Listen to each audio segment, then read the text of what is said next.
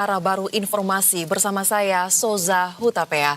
Dan di momen istimewa kali ini kami juga akan menghadirkan sejumlah pembahasan menarik lainnya, yakni salah satunya terkait dengan asa TV Berita di tengah tekanan industri media dalam meja redaksi spesial pemimpin redaksi.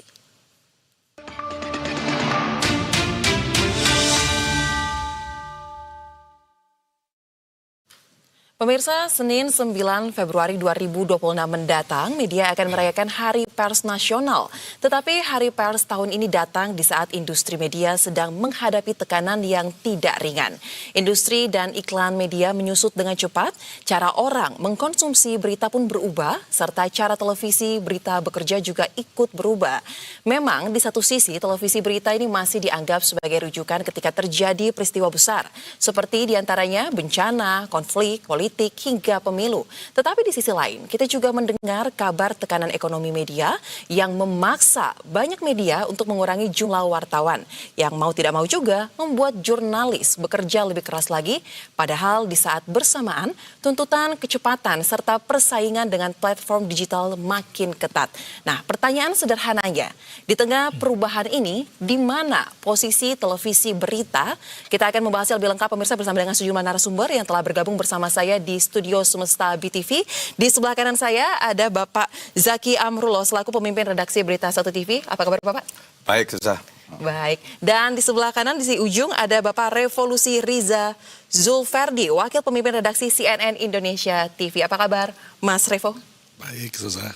Baik. Dan tidak lupa pemirsa di sebelah kiri sisi saya ini ada Bang Lalu Mara Satria Wangsa selaku pemimpin redaksi TV One. Apa kabar Bang? Baik, alhamdulillah. Dan pemirsa, yang terakhir, ini ada Mas Yogi Arif Nugraha, pemimpin redaksi Kompas TV. Salam sehat Mas Yogi. Salam sehat. Baik, nanti akan ada satu lagi pemirsa yang akan bergabung dalam dialog kami pada hari ini. Namun saya akan mulai saja terkait dengan tantangan media di era digital. Dan ini masih merupakan rangkaian untuk kita menuju ke Hari Pers Nasional yang akan jatuh pada tanggal 9 Februari 2026 mendatang.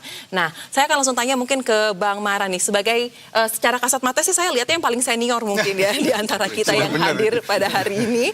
Nah, Bang, kalau dilihat terkait dengan kondisi media, apalagi TV Berita ya Bang ya, mungkin bisa direfleksikan sedikit terkait dengan bagaimana perjalanan TV Berita menurut Anda beberapa tahun terakhir dan juga perubahan besar di industri ini dan posisinya sekarang ini di mana sih Bang menurut Abang?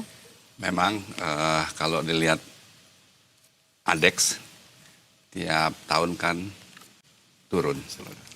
Dan ADEX ini kan tidak lepas dari ekonomi. Kalau kita lihat apa yang disampaikan Pak Purbaya pada zaman Pak Budiono, Gubernur BI, itu kredit 22% sampai 26% pertumbuhan kredit. Sehingga pertumbuhan ekonomi itu di atas 6% waktu itu kan. Dan sekarang, kan semakin turun pertumbuhan kredit itu 7%. Dan pertumbuhan ekonomi itu kan ya sekitar 5%. Dan itu dampaknya besar. Dan mengutip dari Pak Purbaya bilang bahwa media akan hidup kalau pertumbuhan ekonomi itu di atas 6%. Dan pertumbuhan kredit itu 22%. Jadi spreadnya antara 7% dan ke 22% oleh Pak Purbaya masih jauh. Rasanya ya wajar bila semua kita, terutama segmen TV Berita itu dibilang ngap-ngap, iya faktanya itu. Tapi adeknya besar, tapi ini yang perlu kita kaji adalah soal yang penilai kita ini kan satu orang nih, satu lembaga. Nielsen ya Bang? Nah itu Pak Jaki bilang Nielsen. Nah ini kita perlu membahas soal ini sebetulnya terbuka bagaimana. Soal metodologi kita semua tahu lah bahwa kita menerima juga dinilai dengan, kan kita tidak anti soal ilmu pengetahuan, tapi perlu transparansi di sini gitu. Soal bagaimana kita dinilai. Soal bagaimana masyarakat itu juga melihat TV Berita apa benar segini. Kedua, kita dinilai dari 11 kota, tapi kita distribusinya sampai 540 kota seluruh Indonesia. Jadi harganya kan berarti kan harga ya kita 11 kota sebetulnya kan. Sebetulnya kan harusnya dihargain kan Sabang sampai Merauke dong, tapi kan yang dihitungnya 11 kota. Sampling gitu. Terlalu besar diskonnya. Jadi real price-nya itu yang kita belum tahu. Jadi kalau sebetulnya kalau harga dasarnya, harga fairness-nya itu berapa, ketahuan, rasanya sih tidak sesulit ini gitu. Rasanya tidak, tetapi karena tidak ada lembaga penyeimbang, ya dia sendiri, ya mau apa lagi. Kita kan harganya given kan. Kita dinilai ya given, Mbak BTV ya dinilai ya given aja ini. Dan kita harus terima bahwa pembenar itu hanya ada di satu lembaga. Ya, dia bilang enggak, kamu cuma 1%, kamu 0,1 ratingnya ini. Terus kita mau challenge gimana? Nggak tahu. Nah itu di satu sisi. Yang kedua ya kita juga harus mengakui bahwa yang abadi itu kan perubahan. Betul. Dunia berubah, teknologi informasi demikian pesat majunya, dan semua orang bisa jadi wartawan. Sampai dulu orang bangga jadi citizen jurnalis, sampai satu beberapa media memberikan kesempatan untuk orang bebas bisa menulis. Padahal kan tidak semua orang bisa jadi wartawan, tidak semua kan jurnalis itu kan profesi yang dihargai. Tapi sekarang orang bisa semua. Dan kalau kita lihat sekarang bahwa kita bersaing dengan bukan media yang ya saya sama Kompas belum bersaing lagi. Kita bersaingnya sekarang dengan lihat aja dengan homeless media, Betul. dengan KOL, dengan podcast yang mana kalau kita lihat apakah itu sesuai dengan produk jurnalistik apa tidak, dia nggak tahu. Begitu masalah, dia bilang saya produk jurnalistik. Tapi begitu dia bilang ini enggak, katanya begitu dagang enggak, bukan jurnalistik. Begitu digas dia pakai undang-undang. Jadi ini mesti diselesaikan, banyak hal yang mesti kita selesaikan. Tapi percayalah bahwa sampai kiamat TV berita itu dibutuhkan. Jangan-jangan nanti pas di neraka juga nanya. Ada yang liput ya. Ada liput kan? Jadi percayalah bahwa kita harus optimis bahwa tantangannya besar, iya. Tapi bagaimanapun juga bahwa ya efisiensi itu memang multitasking itu semakin hari semakin kita tidak bisa lagi spesialisasi begini. Akhirnya kita menerima keadaan bahwa ya udah multitasking itu memang yang paling memungkinkan saat ini untuk kita bisa bertahan. Ya, jadi suatu keharusan ya Bang ya, dan kita harus bisa beradaptasi juga dengan perubahan itu. Nah, mungkin dari Mas Revo ingin menambahkan apa yang disampaikan Bang Lumara tadi. Iya, tantangannya besar. Karena kita tahu kan sekarang itu situasi, pertama kalau kita ngomong soal ekonomi ya, ekonomi kita kan masih belum sepenuhnya kembali membaik setelah pandemi. Ya pertumbuhan ekonomi kita 5%, masih 4,5% gitu ya. Dan kita berharap memang pertumbuhan ekonomi bisa seperti sebelumnya di atas 6, seperti yang tadi dikatakan oleh Bang Mara ya. Pertama ada situasi ketika ekonomi masih banyak sebenarnya pelaku pasar ini yang masih dalam posisi menunggu kan. Jadi duit ditahan. Saya sih sebenarnya meyakini duit ada, tapi mungkin karena mereka menunggu. Jadi situasi ini sebenarnya waktu yang tepat atau enggak untuk invest kan gitu ya. Nah ketika menahan uang, yang paling paling mudah untuk menahan pasti biaya publikasi. Sementara mostly hampir semua media di Indonesia ini free kan, bukan subscriber, bukan pakai metode subscription gitu, berbayar gitu. Nah maka itulah kemudian tidak salah kalau pemerintah juga berusaha berkampanye bahwa ekonomi kita membaik karena yang perlu ditekankan kepada masyarakat adalah optimisme pasar, itu yang pertama. Tapi kan situasi kita faktualnya tidak begitu. Kita tahu 2 hari ini aja indeks harga saham gabungan anjlok habis-habisan gitu kan. Jadi ya situasi rupiah juga masih belum stabil gitu. Harga emas terus naik gitu. Nah ini kan indikator pasar yang membuat mungkin pelaku pasar juga dan kita semua secara faktual harus masih meraba-raba apakah ekonomi kita apakah benar-benar sudah baik atau masih belum baik-baik saja. Tapi kan kalau kita semua ngomong indeks ekonomi artinya kita semua masih merasa ekonomi kita belum sepenuhnya baik gitu.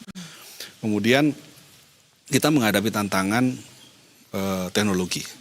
Pesaing kita seperti yang tadi sampaikan Bang Mara gitu, Bang Lumara, bahwa kita menghadapi persaingan tidak hanya dengan sesama pelaku industri media, tapi juga dengan para siniar, para podcaster, kemudian para influencer, yang notabene mereka secara regulasi saja kan tidak sama, beda. Ya. Kita misalnya di TV terestrial ada P3 SPS misalnya. Ini mungkin juga tantangan atau PR juga buat pembuat regulasi bahwa bagaimana kemudian industri media ini memiliki ground pertempuran, at least setidaknya dalam regulasi yang sama dengan para yang ada di dunia digital ya. Nah, apakah itu di homeless media dan sebagainya itu. Kita dibatasi dengan beberapa aturan-aturan, sementara di P3 SPS gitu ya, sementara di digital aturannya belum ada. Nah ini PR mungkin ya seiring dengan tahun ini harusnya kan KPI baru ya. Dan kemudian masih ada PR dengan undang-undang penyiaran. Walaupun kita semua juga harus mengawal undang-undang penyiaran itu supaya jangan sampai nanti ketika pembahasan di DPR pencolengnya datang gitu. Pencopetnya datang ketika pembahasan undang-undang penyiaran. Tapi memunculkan persaingan yang relatif seimbang itu rasanya diperlukan. Karena kalau enggak akan beda ini. Dunia persaingannya akan beda. Ada teknologi yang berubah, kemudian ada perilaku mengkonsumsi berita juga berbeda. Gitu. Jadi kalau kita di TV kayak sekarang nih, kita nonton program ini kan orang harus duduk di depan TV gitu.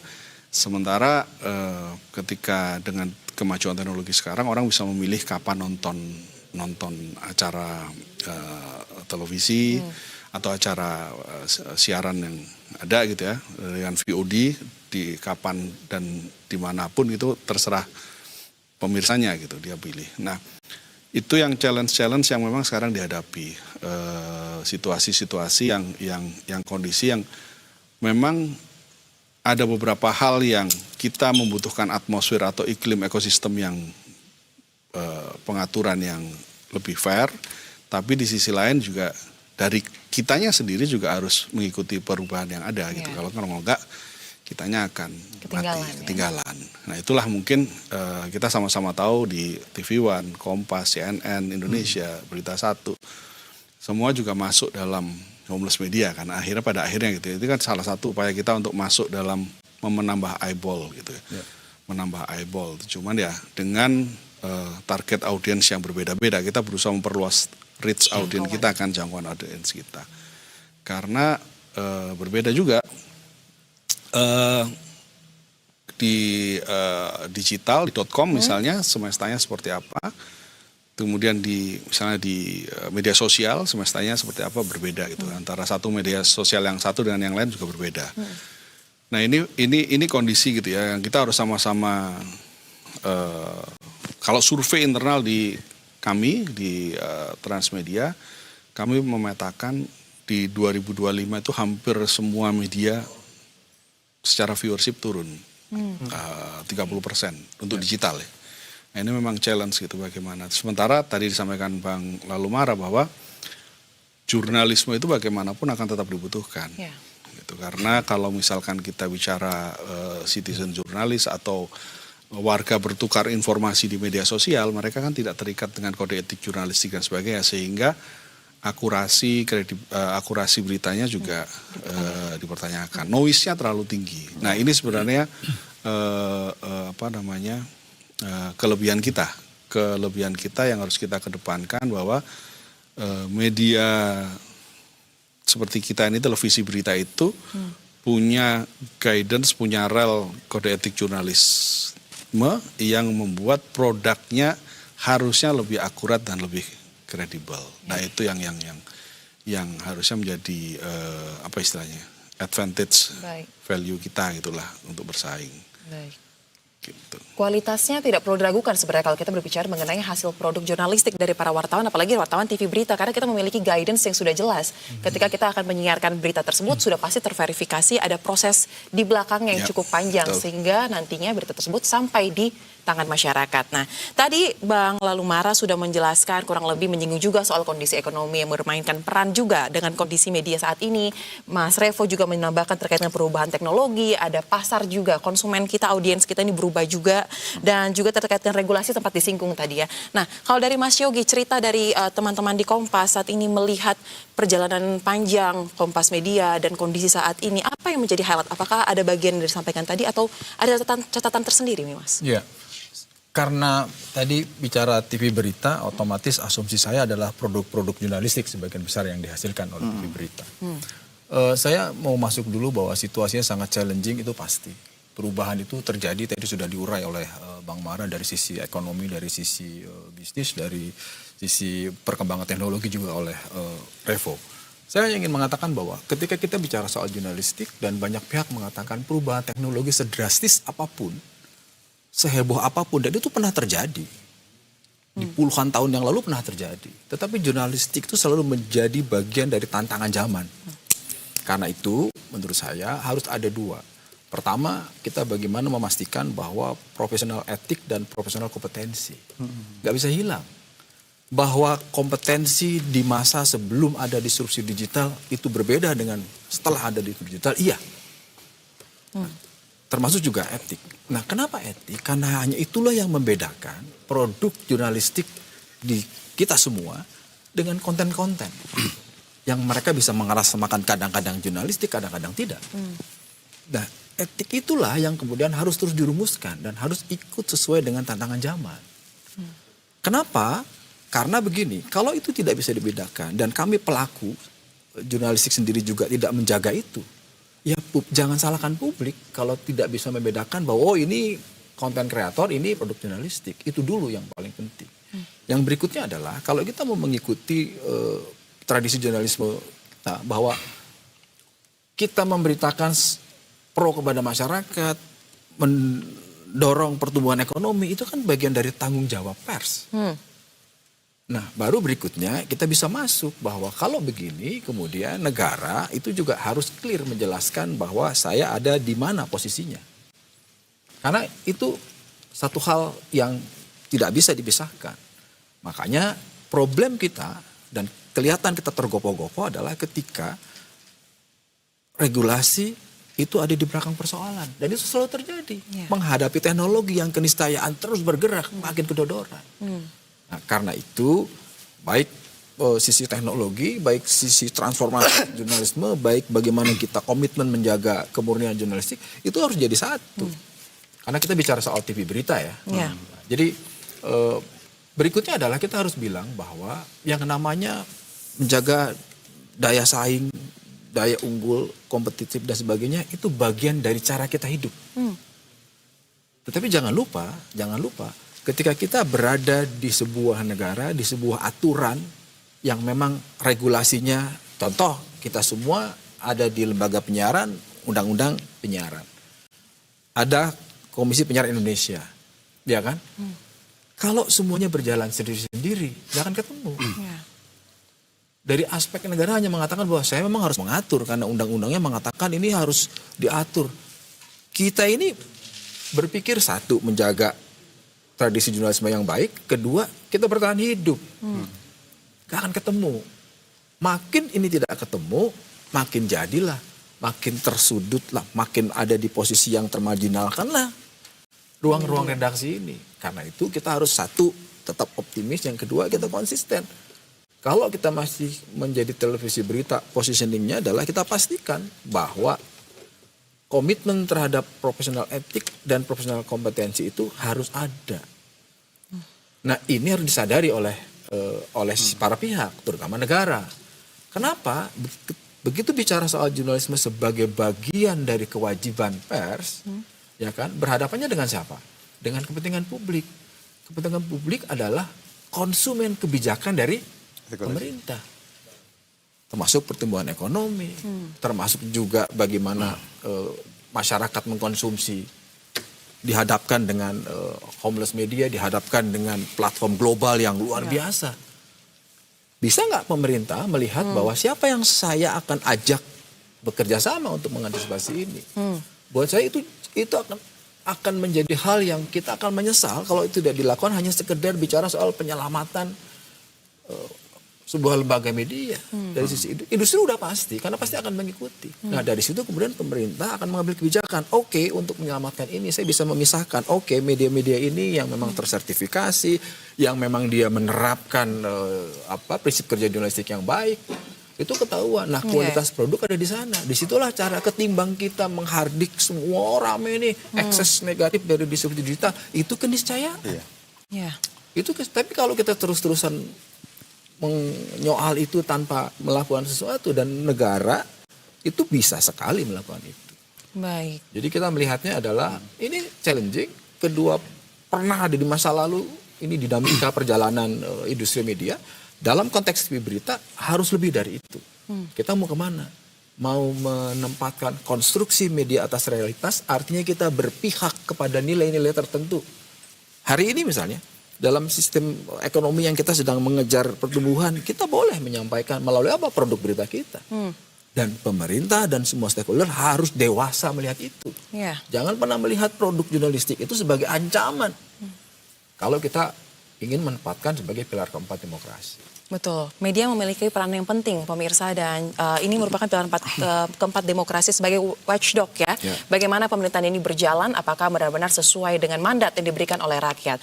Nah, tadi Mas Yogi sudah memaparkan sangat detail, dan saya menggarisbawahi betapa sangat pentingnya untuk tetap menjaga rasa optimisme tersebut di tengah perubahan yang ada, dan juga intervensi ataupun langkah dari pemerintah ini juga menjadi penentu ya bagaimana media bisa bertahan juga ke depannya. Nah, menarik juga kita untuk menggali bagaimana perspektif dari Mas Zaki nih. Kita kan BTV ini juga TV berita nih Mas. Nah, apakah Anda juga merasakan hal-hal yang disampaikan teman-teman tadi, apalagi mungkin kita tumbuh di era distribusi medianya sangat kencang sekali. Benar-benar ketika media ini sudah berubah.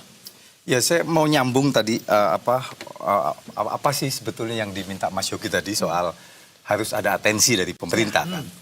Maksud saya begini, sampai hari ini itu kan pemerintah mungkin punya banyak sekali saluran informasi ya, dia punya web, punya rilis, punya online, punya macam-macam.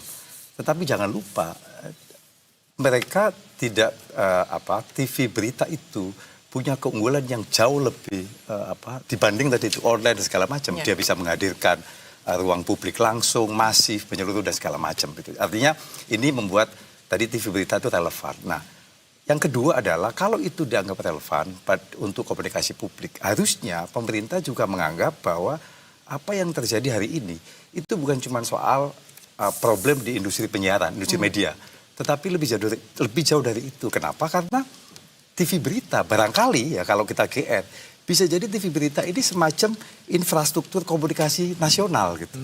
Sama seperti ketika pemerintah harus bikin jalan agar distribusi barang itu lancar gitu ya. Sama seperti ketika pemerintah harus bikin PLN, listrik agar industri bisa jalan. Pemerintah pada situasi hari ini yang perlu banyak sekali komunikasi ke publik dengan begitu banyak program yang dia miliki, harusnya juga menganggap ini sesuatu yang strategis. Jadi kalau itu betul, kalau pemerintah sudah benar gitu menilai kita TV berita, maka artinya treatmentnya tentu akan berbeda dong gitu.